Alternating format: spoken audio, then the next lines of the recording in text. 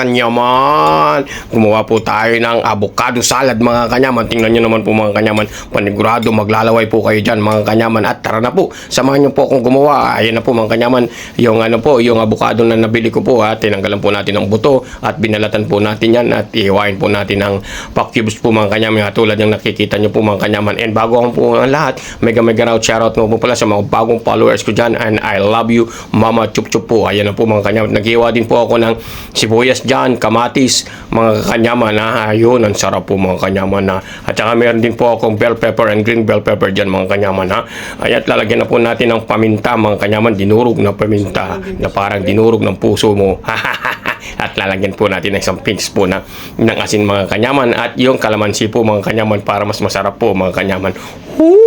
Panigurado. Nakakapag-isip na po kayo niya kung magluluto o gagawa po kayo ng ganyan mga kanyaman. Tingnan nyo naman po, halo-halo at may complex pa lang po. Mapapatakam ka na mga kanyaman. O diba? Panigurado po mga kanyaman ha. Naglalaway na po kayo dyan. Ayan, samahan nyo na po akong kumain mga kanyaman. At nakapagprito rin po tayo ng tilapia dyan mga kanyaman. Natiterno po natin dyan. At yung naglaga po ako ng isang itlog mga kanyaman. Hindi ko na po naipakita. Inilagay ko po sa avocado salad ko po. Ayan, syempre mga kanyaman, unang subo para kay Arling Marites. Kanyaman. Ang sarap po mga kanyaman. Dapat nga po pala mayroon pong olive oil yan mga kanyaman. Pero wala po akong olive oil.